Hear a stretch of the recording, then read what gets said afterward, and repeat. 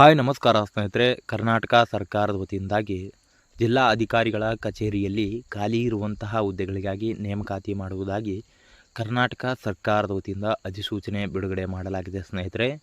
ಈ ಒಂದು ಹುದ್ದೆಗಳಿಗೆ ಸಂಬಂಧಪಟ್ಟಿರುವ ಹಾಗೆ ಕಂಪ್ಲೀಟ್ ಆಗಿರುವಂತಹ ಮಾಹಿತಿಯನ್ನು ನಾನು ನಿಮಗೆ ಈ ಒಂದು ವಿಡಿಯೋದಲ್ಲಿ ತಿಳಿಸ್ಕೊಡ್ತೇನೆ. ಆದ ಕಾರಣ ನೀವು ಈ ಒಂದು ವಿಡಿಯೋವನ್ನು ಸ್ಕಿಪ್ ಮಾಡದೆ ಕೊನೆವರೆಗೂ ವೀಕ್ಷಿಸಿ.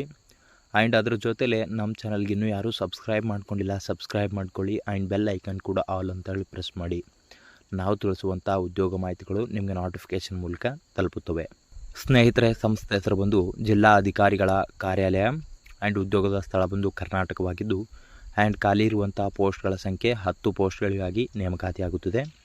ಇನ್ನು ಈ ಒಂದು ಹುದ್ದೆಗಳ ವೇತನ ಶ್ರೇಣಿ ಬಗ್ಗೆ ನೋಡುವುದಾದರೆ 27,100 ರೂಪಾಯಿವರೆಗೂ ವೇತನ ಶ್ರೇಣಿಯಾಗಿ ನೀಡಲಾಗುವುದು ಅಂತೇಳಿ ಕೂಡ ತಿಳಿಸಲಾಗಿದೆ.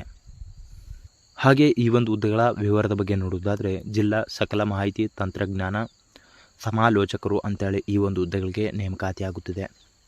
ಆ್ಯಂಡ್ ಈ ಒಂದು ಹುದ್ದೆಗಳ ವಯಸ್ಸಿನ ಮಿತಿ ಬಂದು ಕನಿಷ್ಠ 18 ವರ್ಷನ ನಿಗದಿಪಡಿಸಲಾಗಿದ್ದು, ಗರಿಷ್ಠ 35 ವರ್ಷನ ನಿಗದಿಪಡಿಸಲಾಗಿದೆ ಸ್ನೇಹಿತರೆ.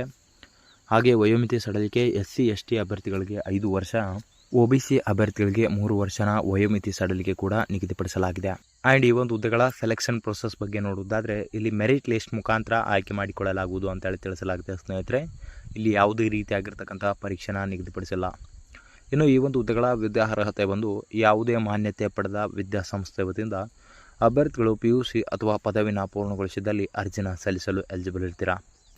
ಇನ್ನು ಅಪ್ಲಿಕೇಶನ್ ಫೀ ಬಂದು ಯಾವುದೇ ರೀತಿಯಾಗಿರ್ತಕ್ಕಂಥ ಅಪ್ಲಿಕೇಶನ್ ಫೀ ಇರುವುದಿಲ್ಲ, ಫ್ರೀಯಾಗಿ ಅರ್ಜಿನ ಸಲ್ಲಿಸಬಹುದಾಗಿದೆ.